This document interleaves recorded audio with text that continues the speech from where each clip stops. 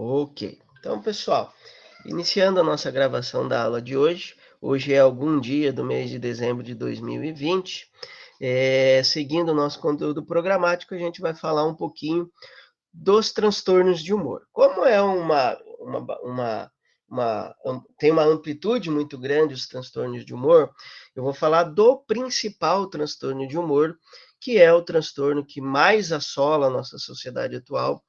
Foi o transtorno que levou a Organização Mundial de Saúde a fazer um estudo epidemiológico e que fez com que se reconhecesse que a saúde mental, os transtornos mentais seriam os transtornos mais limitantes em 2020, esquecendo aí de pandemia, isso é pré-pandemia, então a gente tinha um risco maior em relação à saúde mental e é o transtorno que hoje tem muita incidência no evento agudo que a gente discutiu outrora, que são os suicídios.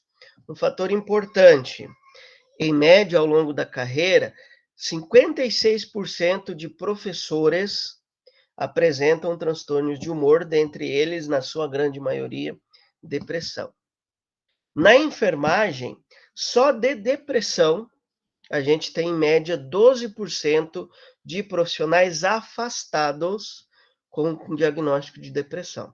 Então, falando de pacientes, de profissionais afastados. Então, a gente está muito próximo aí também em relação ao acometimento da depressão.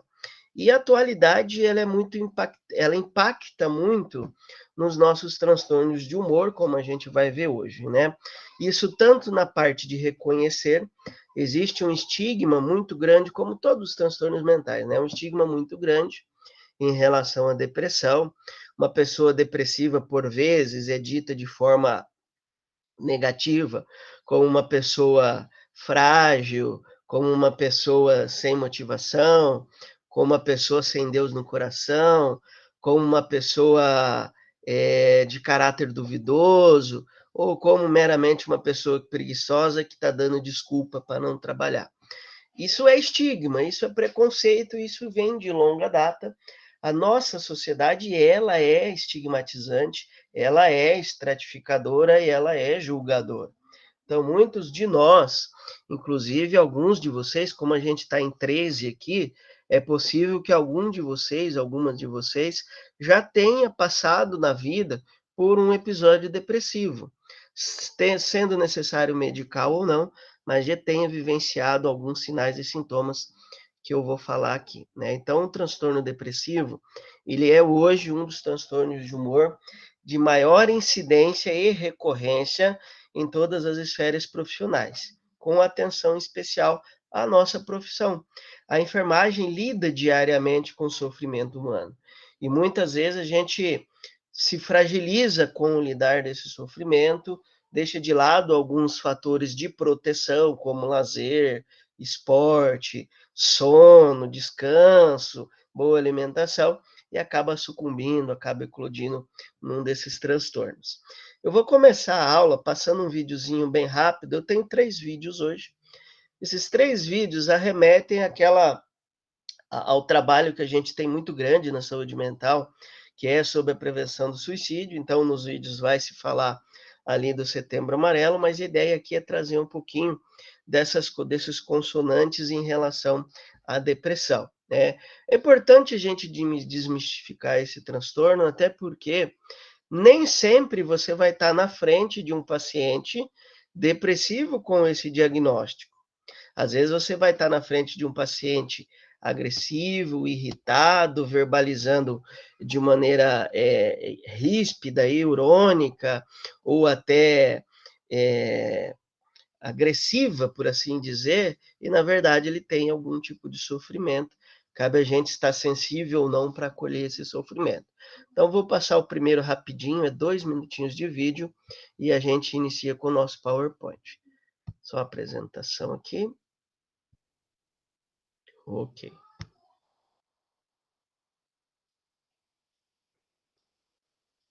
Errei.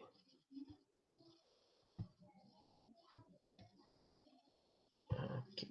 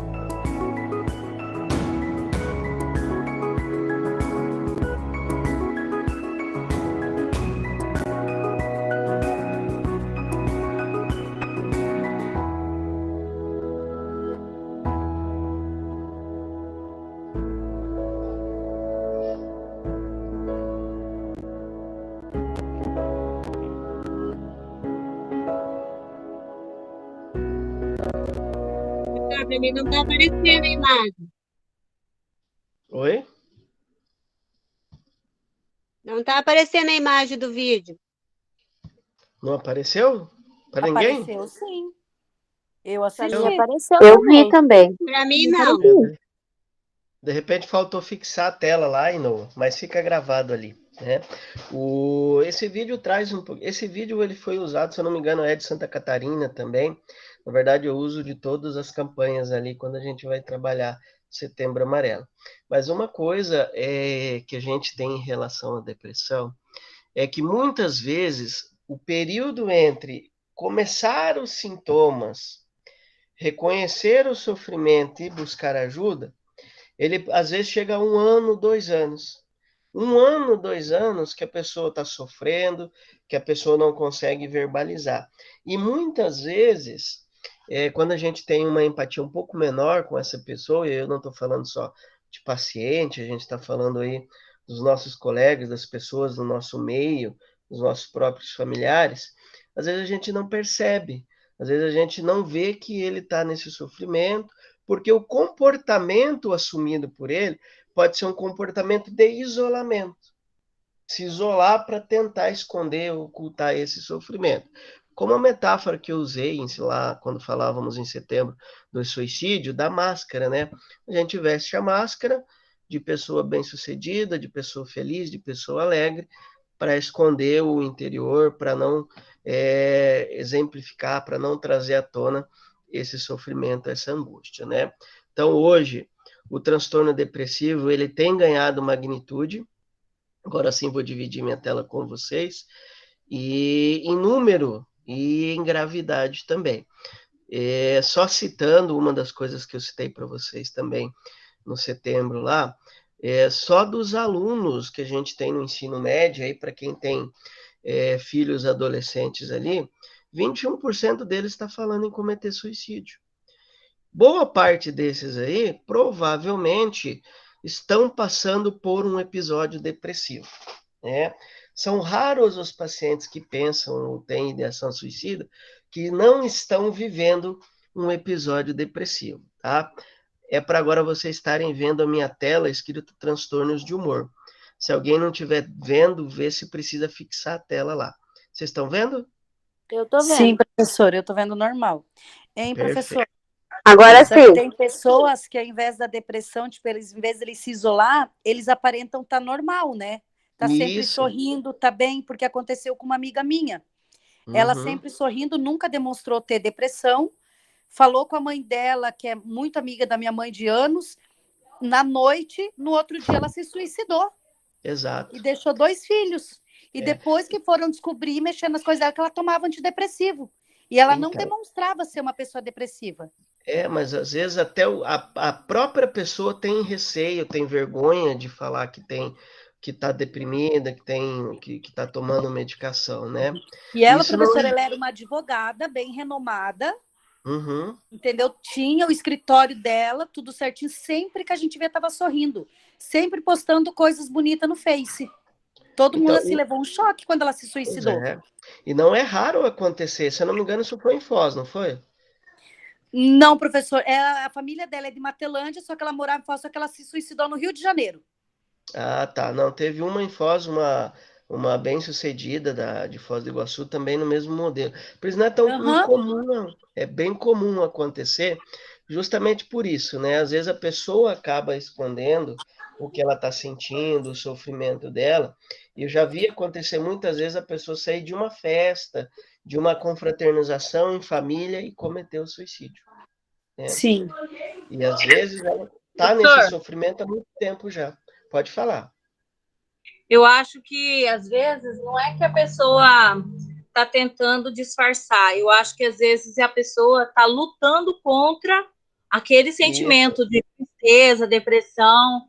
E aí ela quer incentivar outras pessoas à vida. E mesmo que, na verdade, ela está com vontade de morrer, mas talvez até para que outras pessoas não fiquem daquele jeito, talvez algum pode ser para maquiar, né? Mas outros, às vezes, é assim, uma força que, né, que a pessoa tá, uma maneira da pessoa lutar contra aquele sentimento, né? Eu tenho essa opinião, assim. Não, tá correto, exatamente. Toda pessoa que tem um transtorno depressivo, que está evoluindo para um episódio de pensamento suicida, ela entra naquele estágio que eu falei de ambivalência, né? Ao mesmo tempo que ela está pensando em cometer suicídio, pensando em acabar com o sofrimento, tirando a própria vida, ela também pensa nas outras pessoas, ela pensa em como as outras pessoas vão ficar, ela pensa em viver. Então a gente chama esse de estágio de ambivalência.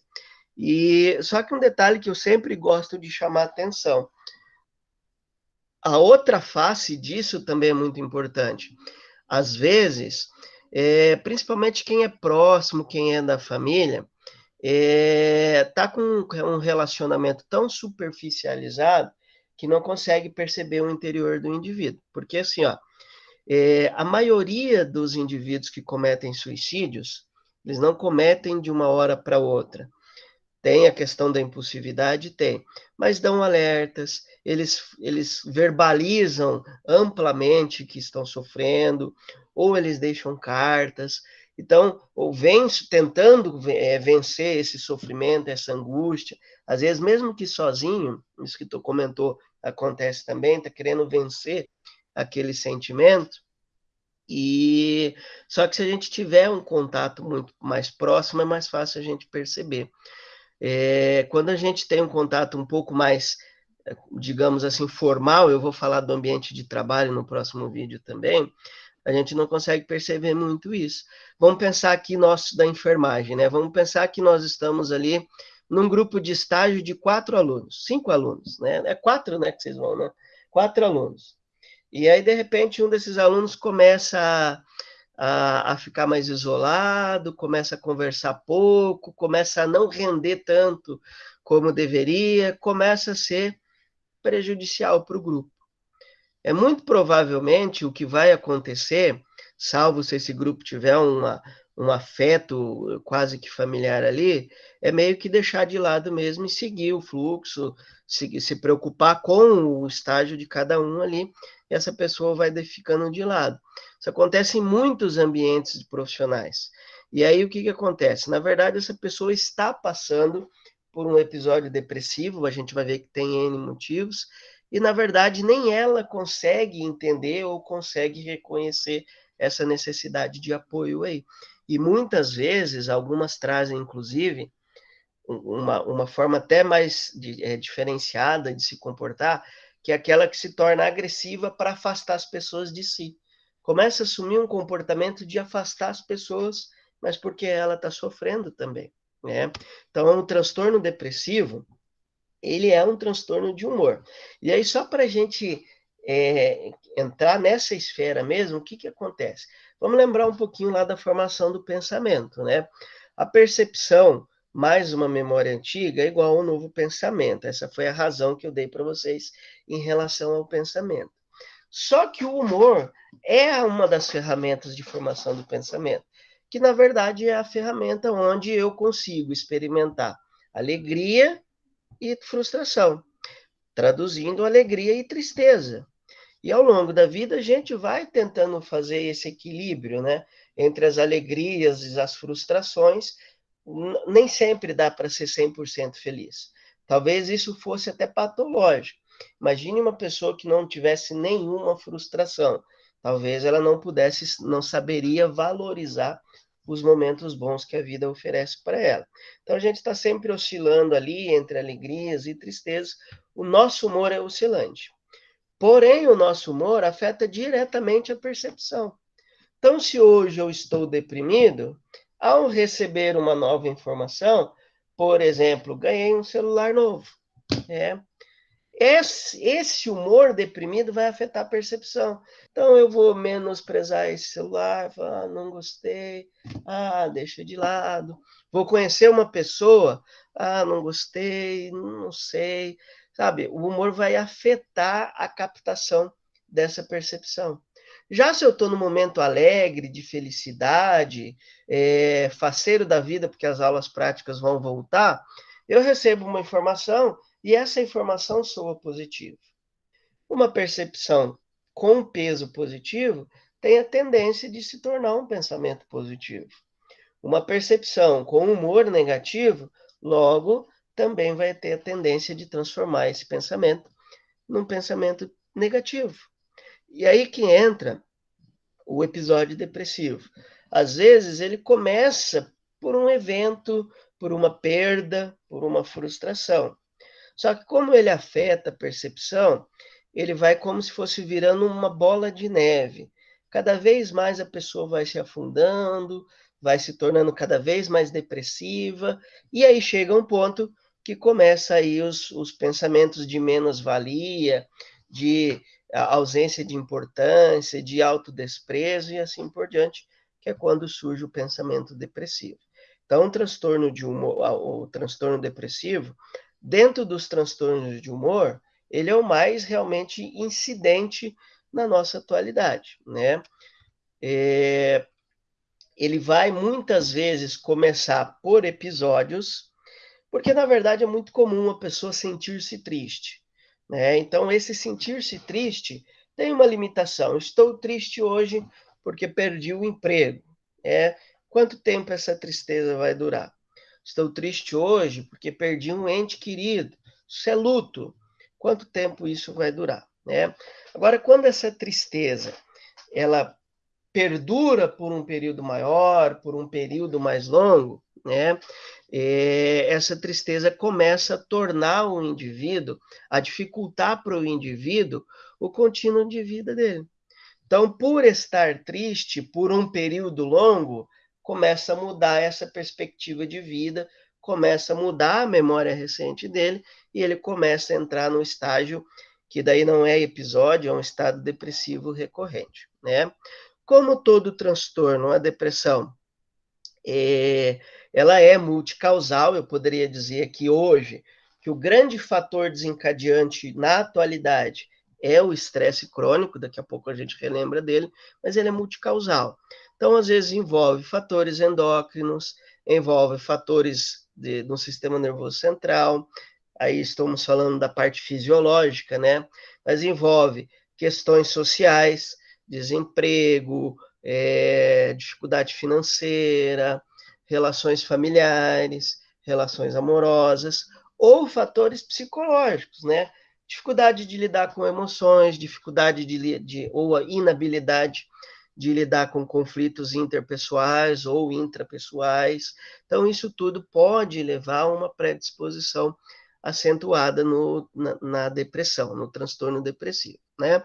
E não é o único transtorno de humor, a depressão é hoje o mais recorrente, mas não é o único. Um transtorno hoje que é muito confundido com a depressão, por exemplo, é o transtorno bipolar, onde a pessoa oscila nos polos do humor, alegria exagerada e tristeza profunda. Quando essa pessoa oscila em polos e permanece por um período nesses polos, a gente classifica ela como um transtorno bipolar. Quando ela está no polo positivo, ela entra na fase da mania, então está eufórica, fala verborreica, agitada, pode inclusive apresentar ideias delirantes, supervalorizadas. Mas ela também passa por um episódio ou uma fase depressiva, onde existe um embotamento afetivo com todos os sinais de uma depressão clássica. Se esta pessoa chegar a um profissional de saúde, por exemplo, um psiquiatra, nesse quadro inicial, é bem provavelmente que ela vai ser reconhecida como um transtorno de humor depressivo ou como uma depressão e vai iniciar o tratamento para a depressão, que vai gerar oscilação para a euforia. Então, a bipolaridade também é um transtorno de humor, em questão numérica, menos incidente do que a depressão, mas também acontece volumosamente na atualidade. Tá? Hoje, por que a depressão hoje é realmente um dos transtornos de maior preocupação para a saúde mental? Na verdade, para a sociedade como um todo, né?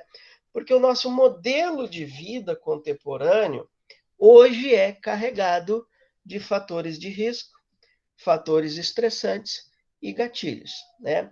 Vamos pensar hoje, exatamente hoje, 3 de dezembro de 2020. É 3 ou 4, nem me recordo agora, tá? Hoje, né? A gente está vivendo um momento aí extremamente difícil por conta da pandemia. associado ao contexto já difícil que a gente tem no nosso país, isso certamente desencadeou uma eclosão maior de pessoas com transtorno depressivo, né? Ainda não temos dados reais, dados concretos, fidedignos, confiáveis, mas sem sombra de dúvidas, a gente percebeu um notório aumento do índice de ideação suicida, dos transtornos de humor, principalmente depressão, neste período mais avançado da pandemia. Mas esquecendo a pandemia de lado, nosso modelo de vida, ele é um modelo de vida baseado no quê? No ter. Quanto mais eu tenho, mais eu sou bem-sucedido. E esse ter, muitas vezes, acaba obliterando o ser. Eu sou, não, eu tenho. E isso faz com que a gente valorize muito o ter. Quanto mais eu tenho, mais eu quero ter. Só que, ao contrapartida, a gente tem um mecanismo no nosso pensamento que se chama psicoadaptação. A gente se adapta rapidamente àquilo que eu tenho. E como eu quero tudo muito imediatamente, tudo muito agora, principalmente na juventude, eu me adapto rapidamente a isso e começam a surgir aqueles vazios existenciais. Entender, o vazio existencial é um sentimento de angústia por, talvez, falando de uma forma um pouco mais abstrata, não saber qual é a expectativa de vida, não ter uma perspectiva futura. Muitos dos jovens hoje não têm perspectiva futura, né? Vão vivendo o dia a dia, vão vivendo hoje. Isso associado aos nossos fatores estressores, violência, política podre, impunidade, salários reduzidos e inflação absurda. Ninguém fala da inflação, mas a gente está vivendo um período de inflação exponencial. Se vocês colocarem na ponta do lápis, em menos de um ano a gente teve quase 40% de aumento em todos os itens comerciáveis, pelo menos da cesta básica, e nenhum aumento no nosso salário. Então, a gente tem aí muitos fatores desencadeantes.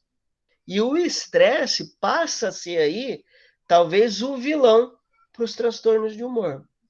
Por quê? O estresse, na verdade, ele é um mecanismo fisiológico do ser humano, né? A gente tem como resposta fisiológica o estresse quando? Quando eu estou em uma situação entendida por nós de forma consciente ou inconsciente, que é uma situação de risco. Provavelmente o professor de anatomia, lá no primeiro semestre, deve ter falado do sistema nervoso central, autônomo, simpático e parasimpático. Ele provavelmente falou que o sistema nervoso parasimpático, ele atua no relaxamento, nos momentos onde que a pessoa está em repouso, para diminuir os fatores ali desgastantes, né? Baixa pressão, baixa respiração, faz a pessoa relaxar e induz ao sono. Já o sistema nervoso autônomo simpático, ele entra à tona quando a pessoa está em vigília ou quando ela está em uma situação de risco. E quanto maior o estado de risco interpretado pelo consciente ou inconsciente, mais vai ser a resposta de estresse. Por que o estresse é importante no sentido fisiológico? Porque ele vai aumentar a pressão arterial, ele vai aumentar o pulso, ele vai aumentar a respiração, ele vai aumentar o tônus muscular, ele vai aumentar a capacidade de perceber as coisas do ambiente através dos 5 sentidos. Então, ele vai te preparar para responder a essa situação de risco. Um exemplo banal. Tu vai atravessar a rua, distraído, e escuta uma freada. Antes mesmo de interpretar a informação da freada, você entra em um frenesi de alterações metabólicas, onde o corpo dispara uma descarga adrenérgica que vai aumentar a pressão, pulso, respiração, fazendo com que você tenha a capacidade de pular, desviar, correr, ou às vezes errado, porque daí não vai resolver, tentar parar o carro com as mãos, e aí disfuncional também, às vezes desmaiar. Mas é uma tentativa do corpo de se proteger, de manter a vida. Só que isso acontece em picos. Você tem um pico de estresse, você se protege, o metabolismo acelera, e aí quando passa o risco, o pico diminui, e você vai entrando num estado de relaxamento novamente. Qual que é o problema do estresse hoje na nossa sociedade contemporânea? Não acontece mais em pico. A gente acorda de manhã sobre uma tensão muito grande, permanece ao longo do dia sobre uma tensão muito grande, e quando vai dormir ainda está sob tensão. Não é à toa que de 13 alunos, 13 pessoas que estão aqui contando comigo, eu posso afirmar com certeza que pelo menos 3 têm dificuldade para dormir, por conta do cotidiano, do dia, o estresse. E aí, quando esse estresse mantém-se crônico, mantém-se elevado por um período de tempo, você mantém elevada a PA, você mantém elevado o pulso, você mantém elevada a percepção, e isso faz com que você tenha uma sensação iminente de risco. E o efeito colateral desse estresse, dessa permanência do estado de alerta do organismo, é o próprio desgaste orgânico, que faz com que a gente aí apresente alguns sintomas disfuncionais, como irritabilidade. Se a gente olhar no nosso cotidiano, quão mais irritadas estão as pessoas hoje, se comparadas aí, por exemplo, com 60, 70. Agitação psicomotora, alterações de humor, e aqui entra os episódios depressivos também, sentimento de angústia, de medo, de insegurança, de apreensão. Não é à toa que a maioria de nós, se olhar para a janela, vai ver uma grade cercando a casa. Isso é medo, isso leva a estresse. Respostas agressivas, seja verbal, seja em pensamento apenas, ou seja, respostas agressivas físicas, e alteração de sono e apetite, tanto para mais quanto para menos. Às vezes a pessoa entra em uma dificuldade de alimentar-se, às vezes ela come compulsivamente, ou compra compulsivamente. Às vezes a pessoa dorme excessivamente, tem sono o dia inteiro, às vezes a pessoa deita na cama e não consegue dormir. Cada pessoa vai responder de alguma forma, mas fato é que o estresse sozinho já é um fator muito pesado, muito desgastante para o nosso organismo, e ao afetar o nosso organismo, ele pode desencadear uma alteração de humor com um episódio depressivo, né? O episódio depressivo, ele, no diagnóstico internacional de doenças, o nosso CID-10, ele vai aparecer ali com a referência F32, F32.1, .2, .3, .4 até F33. O que é isso, na verdade? O episódio, a depressão pode apresentar-se em episódio depressivo ou depressão recorrente, uma depressão por um longo período de tempo, né? Muitas vezes a gente inadvertidamente, equivocadamente, entende que o indivíduo estar triste, ele está depressivo. Não, estar triste em tempos, sentir-se isolado, solitário, de tempos em tempos, é perfeitamente normal do ser humano, até serve de catapulta para a gente fazer uma retrospectiva de vida e corrigir algo na nossa caminhada que não está indo bem. Mas quando esses sentimentos começam a persistir, e aí, como eu citei, veja só como a semelhança, começam a interferir no cotidiano normal, começam a interferir na minha vida, aí eu vou classificar como um episódio depressivo ou como um transtorno depressivo recorrente. E aí entra a grande preocupação. O transtorno depressivo é, sem sombra de dúvidas, um dos transtornos mais relacionados com tentativa de suicídio e com suicídio consumado, com suicídio propriamente dito. Vale citar que para cada 17 pessoas que pensam em cometer suicídio, uma pessoa vai cometer. 3 vão tentar e uma vai cometer. E essa estatística é muito séria, muito pesada, porque hoje a gente tem um índice de suicídio muito elevado no país. Cerca de cada 40 segundos, a gente tem uma tentativa de suicídio no país. Então, isso é muito preocupante, isso tem uma relevância científica, humanitária muito grande, né? Porque é realmente uma ascensão de um dos transtornos mais limitantes que a gente tem em relação aos transtornos de humor. Só fazendo uma interrupção aqui, vou passar os 2 videozinhos que eu tinha comentado para vocês e a gente dá seguimento aqui, tá? Aqui. Opa, errei. Vou passar um na sequência do outro e daí eu faço as considerações, tá?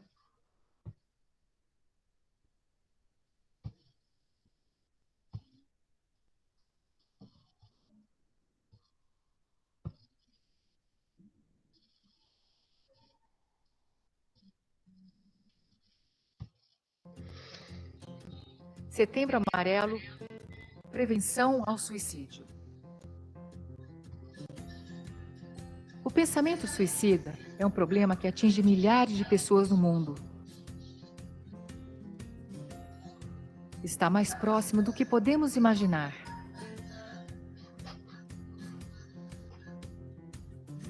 Compreender isso e dar atenção a alguém em sofrimento já é uma grande atitude de prevenção e socorro ao suicídio. As relações entre pessoas, em casa ou no trabalho, podem curar, fazer adoecer e fazer morrer. Depende de como cada pessoa lida com o sofrimento. E cada um de nós lida de maneiras diferentes. O ambiente doentio é repleto de julgamentos, ofensas, desrespeito e críticas que destroem. Falta compreensão sobre as necessidades do outro. Já um ambiente saudável tem mais afeto, mais brincadeiras, mais abraços e mais colaboração. Ajuda a afastar maus pensamentos e momentos de tristeza. Agora pense, em qual deles você gostaria mais de estar? Se você é autoridade, um líder, amigo ou familiar, faça a sua parte. Repreenda as fofocas e intrigas. Evite palavras destrutivas. Não permita difamação, julgamentos e críticas negativas, assédio moral ou sexual. Se não puder elogiar, não desvalorize. Se perceber que alguém precisa de ajuda, não se afaste e não se omita. E lembre-se, a palavra tem força, mas o afeto de um abraço, muito mais.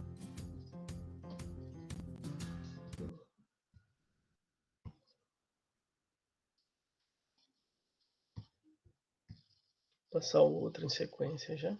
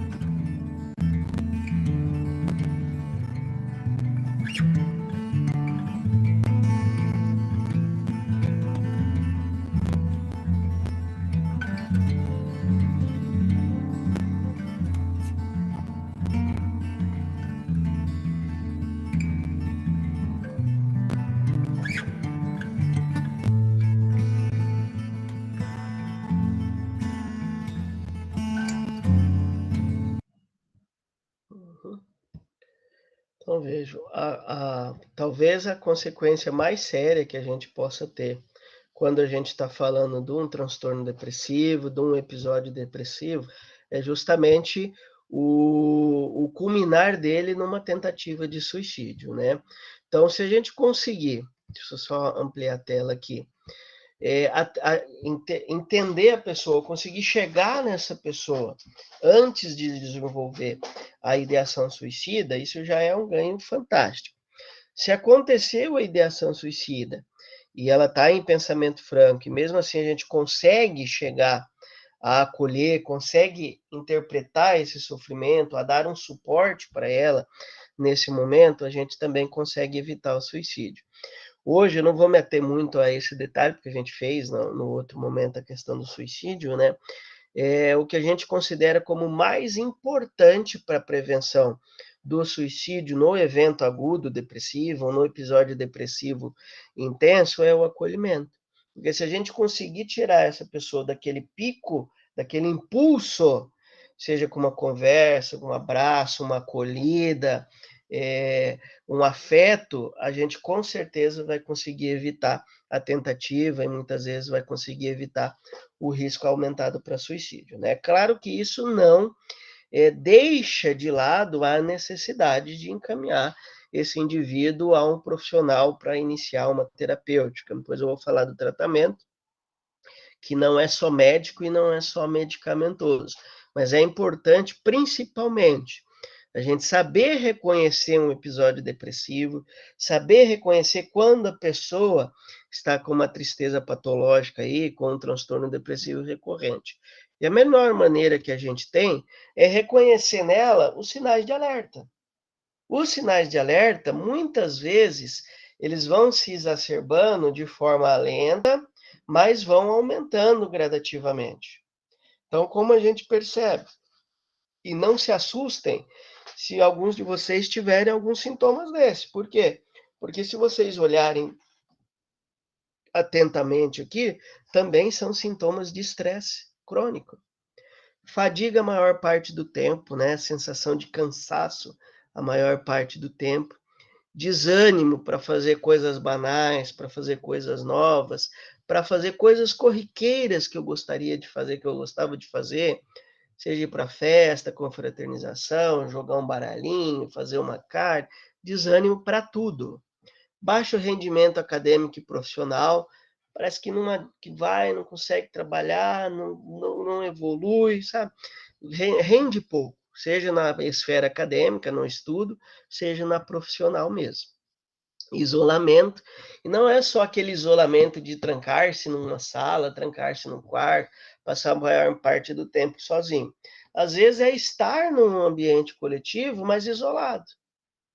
É muito como se vocês prestarem atenção, o ambiente de sala de aula, que tanto temos saudade nos dias de hoje, né?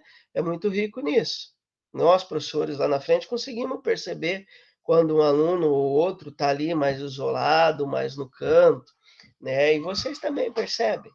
Esse tipo de isolamento, estando acompanhado e sentindo-se sozinho, é um sinal de alerta. Alterações drásticas no humor e no comportamento. Então, a pessoa era muito empática e agora está agressiva, está irritada, está mal-humorada, está com episódio comum de choro, chora a qualquer momento, episódios rompantes de raiva ou até de agressividade mesmo, irritabilidade intensa, e aí acabei já sendo repetitivo, né? Extremamente irritado ao longo do dia, qualquer coisa explode, alterações de sono e apetite para mais ou para menos, olha só, mesma coisa do estresse. Aliás, esses 4 últimos aqui são basicamente sinais de estresse. Redução da libido, que é o desejo de ter ou manter relação sexual, e o próprio estresse crônico, está constantemente sob estresse. E o maior sinal de alerta, eu não coloquei aqui, mas mas vale citar ele, é importante colocar, o maior sinal de alerta que a gente vai ter é quando a pessoa começa a trazer mensagens de menor valia, começa a trazer mensagens de que a vida não tá legal, a vida não tá boa, tipo mensagens assim, era melhor que eu sumisse, que eu morresse, eu não aguento mais, eu não quero mais isso para Professor, mim. Pode falar. nesse caso, o remédio resolve? Desculpa, eu tô passando por muitos problemas, sabe? Eu tô gostando muito de ouvir sua aula pra ver se melhora um pouco. Eu tô tendo todos esses sintomas. E eu não sei nem por onde começar pra melhorar, sabe? Desculpa. Não, sem problema. É importante até ouvir você falando isso, né? O começar você já começou. A partir do momento que você reconhece esse sinal de alerta, você já deu o primeiro passo. Qual que é o próximo passo? Sim, no momento da fase aguda, no sofrimento agudo, a gente precisa abrir mão, de repente, da terapêutica medicamentosa, porque você ainda não vai conseguir reconhecer quais são os gatilhos, quais são as fontes do teu sofrimento. E mesmo que reconheça o que está te fazendo sofrer, tu não vai conseguir lidar com eles nesse momento. Então, o ideal é que tu procure um profissional médico, seja na unidade de saúde, seja no plano de saúde, para ele iniciar uma medicação para estabilizar o humor, e aí, a partir desse momento, buscar ajuda não qualificada, né, mas ajuda continuada. Talvez um psicólogo, um terapeuta, ou alguma outra terapia integrativa, Reiki, desbloqueio emocional, que é uma terapia integrativa também, acupuntura, outra coisa que possa te ajudar. O importante é, na fase aguda, quando a gente está com esse sentimento de angústia, com uma continuidade, se precisar, 4 desses sinais aqui já são sinais de alerta importante, a gente precisa procurar o profissional médico, sim, e talvez iniciar a medicação. E não pode ter medo da medicação, né? A medicação se faz importante principalmente na primeira fase da depressão, no episódio agudo da depressão, porque ela vai te ajudar a enxergar uma maneira com que você possa melhorar, com que você possa corrigir esse sofrimento. Tá? Então, a minha dica, a minha sugestão é o quanto antes tu procurar ajuda de um profissional médico na unidade de saúde, no plano de saúde. E se puder procurar concomitante ao profissional médico, já o profissional psicólogo, ele também ajuda bastante. Ok, obrigado, professor. De nada. Tá? Então, pessoal, aí, só voltando aqui, o sinal de alerta mais recorrente é, então, esse sofrimento verbalizado através de fala, de escrita, de próprio comportamento.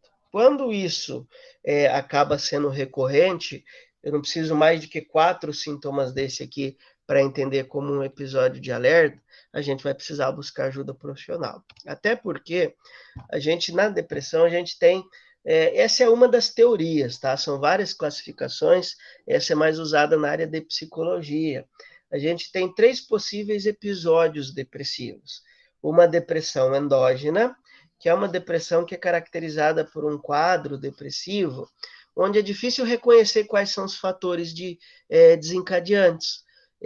Por exemplo, a pessoa está bem de vida, a família está constituída, está todo mundo bem, tem um bom salário, tem uma relação familiar boa, tem uma rede de proteção boa, mesmo assim está sofrendo e mesmo assim está angustiado. Isso pode estar relacionado a fatores, inclusive biológicos, né?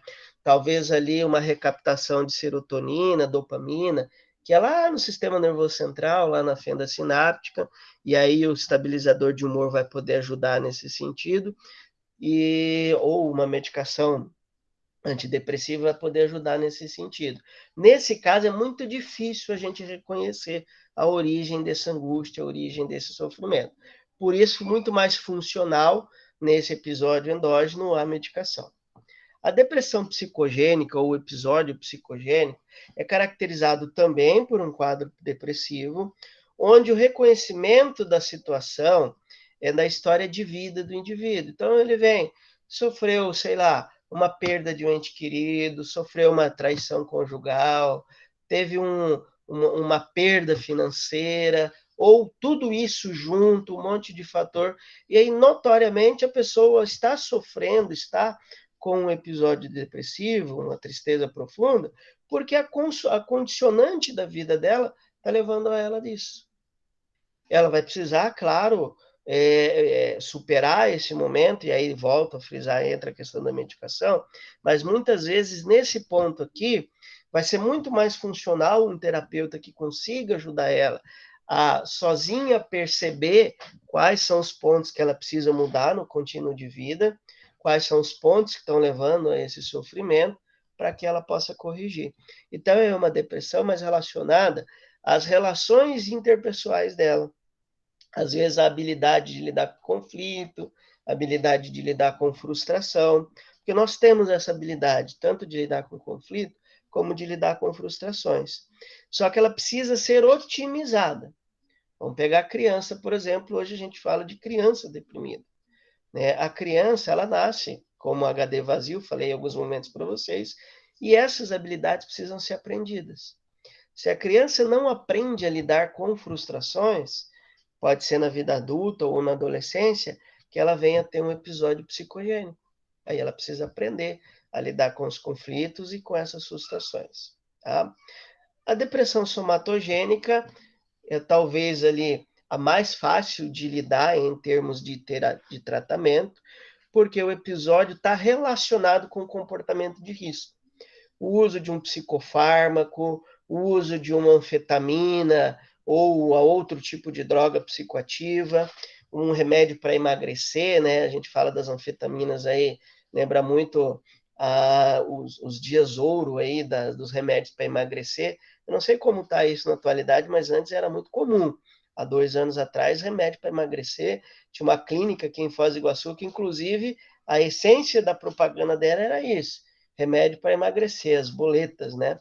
E isso pode gerar uma depressão também, um episódio depressivo. Porque, veja bem, aliás, o próprio regime pode fazer isso. Você, através de uma substância psicoativa, inibe um sistema de recompensa do sistema nervoso.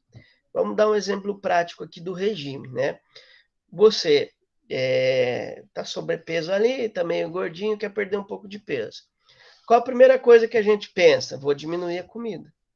Aí eu diminuo a comida excessivamente, ou eu faço um jejum intermitente, ou eu faço uma limpeza hepática, ou eu faço uma dieta de Dukan. Tudo isso pode ser funcional para emagrecer. Só que o que acontece? Ele faz com que você fragilize uma das ferramentas que te traz prazer. Alimentar-se traz prazer. E aí você inibe isso, você começa a ter um sofrimento, né? Muito comum quem faz, aí me corrijam se eu estou falando bobeira, alguém que já fez regime aí, é muito comum durante o regime você ter uma fase depressiva ali, mais irritada, mais mal-humorada, e é falta de alimentação, é alimentação inadequada mesmo.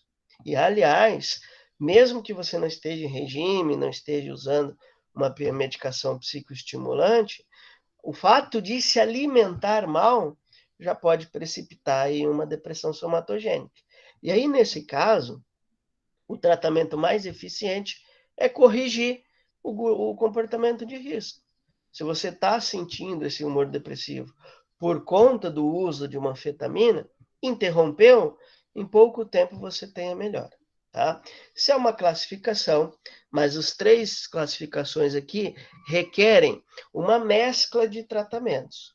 O tratamento tem que ser totalmente individualizado, cada pessoa vai precisar de um tipo de tratamento, então não existe um receituário comum para depressão, cada pessoa vai ter uma indicação ali de X ou Y, antidepressivo, ansiolítico e assim por diante, estabilizador de humor, indutor hipnótico sedativo para o sono, cada um vai precisar de alguma coisa. E também as terapias associadas, né? Que daí não é integrativo, mas quando eu falo do psicofármaco, eu não deixo de lado a psicoterapia, que é tão importante quanto. Dá para tratar a depressão sem antidepressivo? Dependendo do grau, sim. Dá para tratar a depressão sem psicoterapia? Mais difícil, mas talvez sim, se for somatogênica. Agora, o ideal é que esses 2 grupos terapêuticos andem simultaneamente. Por quê? Na prática é assim: o medicamento antidepressivo, ou o estabilizador de humor, ele vai corrigir a parte biológica. Você vai se sentir melhor, porque a parte biológica vai estar mais estabilizada ali.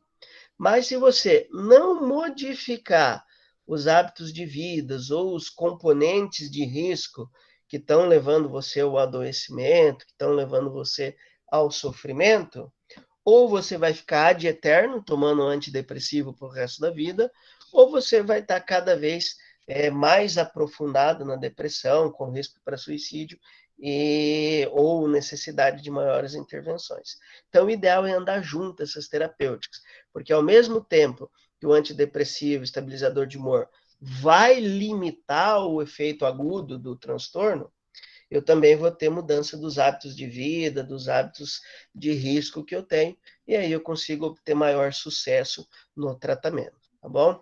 Existe também um estigma muito associado com o antidepressivo, acho que alguém até citou aí, de uma colega ou conhecida que cometeu suicídio, depois do suicídio, que perceberam que tomava antidepressivo. É comum isso acontecer, e mais comum do que vocês imaginam. Né? A pessoa tem vergonha de falar que está tomando antidepressivo, de falar que está tomando ansiolítico. Né? Às vezes tem mais vergonha de falar que está tomando antidepressivo do que falar que está fumando maconha, do que falar que está bebendo todo dia. Né? Mas isso é por conta do nosso histórico estigma em relação à depressão. A melhor coisa que a gente tem em relação à captação dos sintomas e ao tratamento é perceber os sinais de alerta, acolher a pessoa, tentar se aproximar dessa pessoa para evitar uma eclosão de sintomas com um risco para suicídio e conduzir ou tentar auxiliar ela a buscar uma ajuda profissional, seja médico, seja psicólogo, seja outras terapêuticas que são funcionais aí, tá bom? Existem hoje uma gama muito importante de terapêuticas integrativas. Essas terapêuticas integrativas ao que eu me refiro são terapêuticas que não são médicas, né? Biomagnetismo, Reiki, acupuntura, yoga, assim por diante. São terapêuticas que vão te ajudar no equilíbrio de vida, no equilíbrio da tua energia vital e vão ajudar você a superar o sofrimento aí, tá bom? Basicamente do transtorno depressivo que eu queria trazer para vocês era isso. Agora fecho aqui meu PowerPoint e abro para vocês as perguntas. Querem perguntar alguma coisa, tirarem dúvidas? Vamos lá. Professor, a depressão, tipo assim, ela tem uma certa idade ou pode já vir desde criança? Olha, ela pode começar tipo, assim, a desenvolver aos poucos e tipo dar tipo aquele pico de uma parada e depois ela voltar mais grave? Sim, olha, há poucos anos atrás a gente falava de depressão mais na fase adulta e na juventude. Mas, infelizmente, hoje a gente já reconhece crianças de 8, 9 anos de idade que já apresentam um transtorno depressivo, né? Psicogênico, que precisa ser trabalhado, aí a medicação não vai ajudar muito, precisa mudar o hábito de vida, mas sim, a gente reconhece em criança já transtorno depressivo também. No caso, aquele negócio lá que tinha daquele treco, acho que era baleia azul, que fazia as crianças se cortarem. Então, no caso, essas crianças já teriam uma depressão que estava ali dentro e eles foram desencadeando isso. Pode ser. Vamos pegar esse exemplo, Tatiane. Ele foi muito marcante para a saúde mental de Foz do Iguaçu, né? Eu digo marcante porque ele fez com que a população se atentasse para um risco que já existia, mas que estava oculto, que eram as tentativas de suicídio na infância e juventude. Só para você ter uma ideia, eu lembro muito disso porque faz parte do meu trabalho, tá? Em 2017, quando começou a eclosão ali da discussão, da fala sobre o baleia azul, eu tinha no CAPS, em tratamento, 37 adolescentes por episódio depressivo com risco para suicídio. A partir de 2017, finalzinho de 2017, que o Baleia Azul começou em maio e começou a pipocar em julho, a gente começou a perceber um aumento tão significativo que já no início de 2018 eu já estava passando de 70 pacientes. E isso fez com que a gente se atentasse, mudasse algumas rotinas da unidade do CAPS, Infanto Juvenil, para poder acolher esses jovens, acolher esses adolescentes. Fato é que hoje a gente tem mais de 230 em atendimento por tentativa ou pensamento de suicídio. Então, sim. Nossa, é muito, hein, professor? Bastante. Então, sim, ele teve ascensão. Eu não acredito verdadeiramente que foi ele que gerou isso. Como não foi o livro do Goethe lá, O Sofrimento de Jovem Werther, que ele trazia, na época ele foi muito questionado, porque ele fez uma apologia, e ele levou a jovens a cometer suicídio. Não é Os 13 Porquês, uma série da Netflix muito criticada, que abordou o tema e falava de suicídio, e foi criticada por dizer que poderia estimular o suicídio. Eu não acredito nisso, né? O que a gente entende é que, como toca no assunto, e por isso falar é importante, toca no assunto, faz com que cada vez mais pessoas estejam atentas. Então, teve pai que, por conta do Baleia Azul, reconheceu filha cortando, se automutilando ou deixando carta de suicídio. Então, ele teve esse pico por conta disso, porque ele fez com que nós aqui, munícipes de Foz principalmente, não sei nas outras regiões como foi o impacto disso, ficássemos mais atentos. Né? E hoje é notório, todo ano a gente tem em setembro ali um trabalho muito forte de prevenção ao suicídio na infância e adolescência. Tá? E te digo mais, infância. Estou falando que crianças hoje já têm apresentado episódios de automutilação e tentativas de suicídio. O que é mais preocupante ainda. A criança mais nova que a gente atendeu tinha 11 anos de idade e já estava, e não era a primeira tentativa de suicídio dela. Né? A primeira tentativa de suicídio dela foi com 9 anos de idade.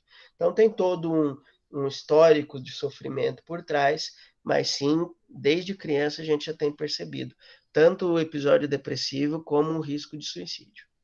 Então, professor, eu toquei nesse assunto da baleia azul, porque a minha sobrinha hoje ela tem 17.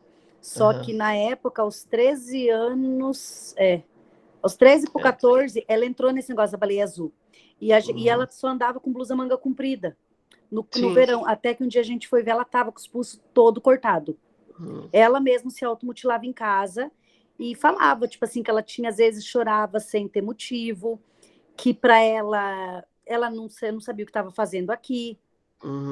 E daí a gente foi por conta desse baleia azul, que a gente descobriu tudo. Pois é, chamou atenção, né? Sim. Aí vocês começaram a associar, ela tá de manga comprida no calor, por que isso? Talvez se não Exatamente, tivesse até um dia que nós, fomos conversar assim com ela amigavelmente e ela acabou mostrando os dois pulsos tudo mutilado. E daí a gente via que tinha cicatriz recente, como tinha cicatriz muito antiga. E até hoje ela tem a cicatriz nos braços. Mas isso foi, assim, foi muito triste a gente ter esse evento na cidade, não foi só na cidade, estou falando da cidade porque eu acompanhei também, né? Foi muito triste, mas também foi muito importante para os serviços de saúde se prepararem melhor e atuarem de forma mais eficiente na prevenção da automutilação e do suicídio. Por isso, não é por conta do Baleia Azul que hoje a gente tem 237, mas sem sombra de dúvidas ele foi um alerta muito grande para a sociedade. E aí coincidiu também com o surgimento aí do programa de Setembro Amarelo, que é um programa nacional que também faz vistas para poder falar sobre o tema. Quanto mais a gente fala, mais as pessoas se sentem à vontade de tocar no assunto e a gente reconhece. Só para fazer uma exemplificação do que tu está colocando, Tatiane, uma vez eu fui numa escola, era Arnaldo Busato. Os professores convidaram, ainda não era mês de setembro, mas não convidaram, e eu fiz uma roda de conversa com 45 alunos sobre o tema: depressão, bullying na escola, e uso de drogas e o suicídio.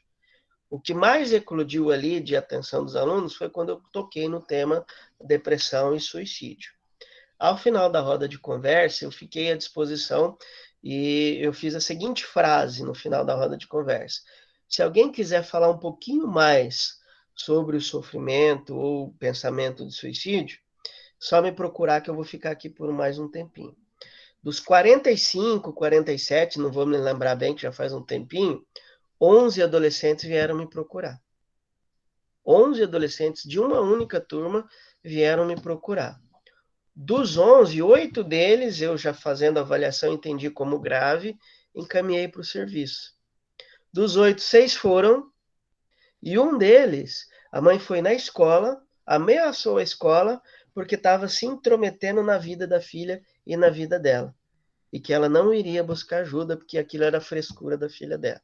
Então, tudo isso faz com que a gente fique mais alerta, né? Ao falar de suicídio, de depressão nas escolas, a gente certamente abre um canal para buscar ajuda, como acontece no dia a dia. Se a gente toca no assunto, fala com alguém sobre o sofrimento, a gente pode reconhecer isso.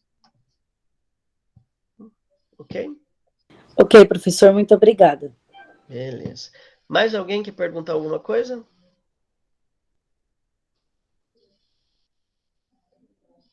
Professor, Tranquilo? eu Pode queria só falar. fazer um comentário.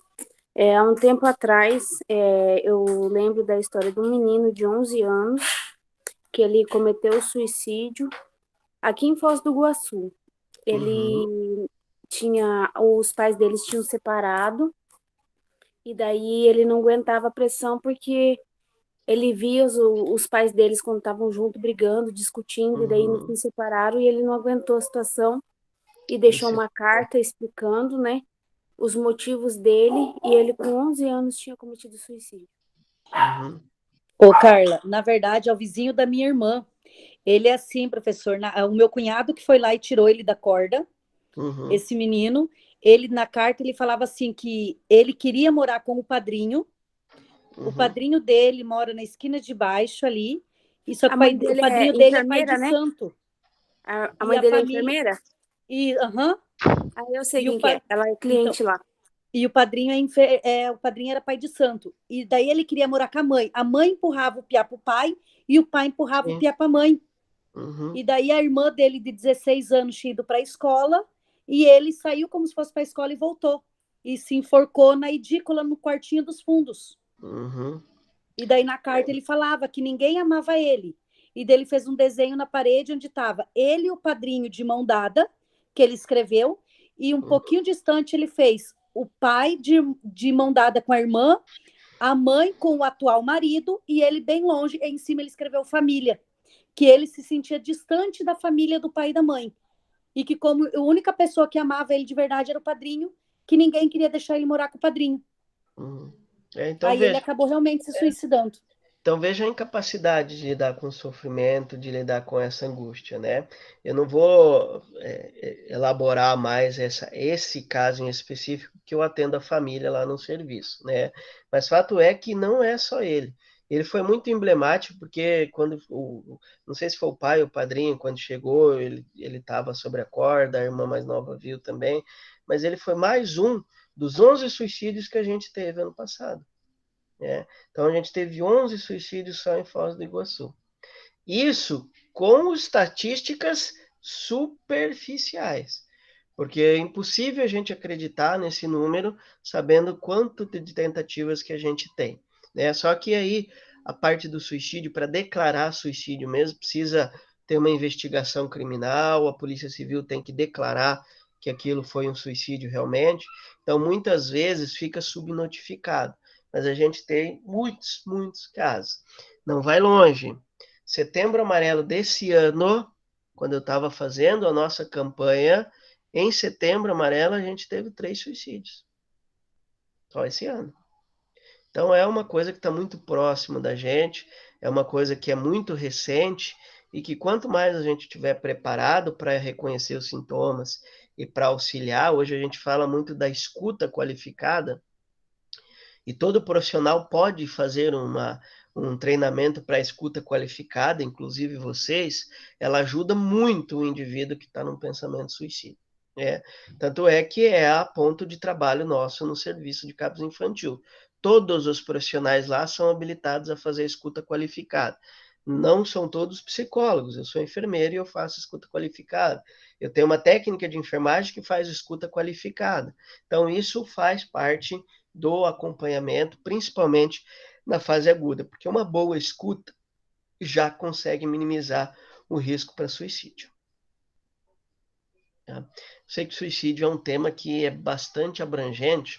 Até quando eu estiver fazendo essa temática novamente, isso é uma constante nossa lá do serviço, eu vou, nessa modalidade de online, sempre que tiver oportunidade, eu vou estar trazendo convite para vocês, seja nas aulas de saúde mental, seja quando vocês estiverem prestes a se formar lá. Quando tiver oportunidade, eu vou reiterar esses convites, que é muito importante a gente estar preparado, porque, não querendo assustar vocês, mas é uma preocupação, às vezes a gente tem pessoas em pensamento na própria família. Às vezes a gente tem um parente que está ali meio distante, mas que está com sofrimento agudo e que está cogitando, talvez recente, talvez há um bom tempo, cometer o suicídio para acabar com esse sofrimento. Bom, mas em outra oportunidade a gente fala um pouquinho mais sobre o suicídio. Alguém mais quer fazer algum comentário, acrescentar alguma coisa? Aí eu de novo. Vamos lá. Então, assim, quando uma pessoa ela procura ajuda, tipo com um psicólogo, que a psicóloga ela vê os sinais e sintomas para ver se vai para o psiquiatra, é assim que eles fazem? Geralmente a gente estratifica o risco, né? Eu vou tentar trazer de uma forma bem simples. Quando a gente avalia um paciente que está com sintomas depressivos, a gente avalia o risco para suicídio. E existem 3 fatores principais que a gente vai avaliar nesse caso, né? Primeiro, qual estágio de risco para suicídio ele está? Se ele está ali pensando em cometer suicídio, e pensando em cometer suicídio é um X risco. Se ele está pensando em cometer suicídio e ele já planeja esse suicídio, vou me matar dessa maneira, aí eu já tenho risco alto para suicídio, e esse indivíduo automaticamente precisa iniciar terapêutica medicamentosa, então eu preciso intervir com o profissional médico psiquiatra. E aí, no caso mais grave, se ele tem pensamento, se ele já tem um planejamento e se ele tem acesso ao meio. O que é isso? Vou me matar com o remédio antidepressivo da minha mãe. Vou me matar com a arma do meu pai. Se ele tem acesso ao meio, aí é um caso grave. Aí não é só o psiquiatra, a gente vai chamar o serviço de urgência e emergência, ele vai ser hospitalizado, porque o risco aí é um risco iminente de morte. E aí a gente vai avaliar outros fatores, não dá para dizer secundários, mas outros fatores que também são importantes. Qual que é a rede de proteção desse indivíduo? Há quanto tempo ele está com esses sintomas? Se ele já teve um tratamento anterior, se ele não teve um tratamento anterior, se é um evento psicogênico que a psicoterapia vai ajudar, se é um evento endógeno, eu não estou conseguindo reconhecer o quadro, e ele está com risco para suicídio, aí a gente vai decidir se ele vai ser encaminhado para um profissional psiquiatra ou não. Consegui responder, Carla? Sim, professor, obrigada. Beleza. Mais alguma pergunta? Ok? Por mim tá tranquilo. Como é um tema bastante abrangente aí, eu vou, caso vocês queiram fazer tirar alguma dúvida, fazer algum outro questionamento fora da nossa aula aqui, fico à disposição, tá? Podem me perguntar ali, até como o tema é um pouco mais delicado, pode até ser no privado. Se eu puder ajudar, eu vou estar ajudando vocês, tá bom? Posto isso, vou interromper nossa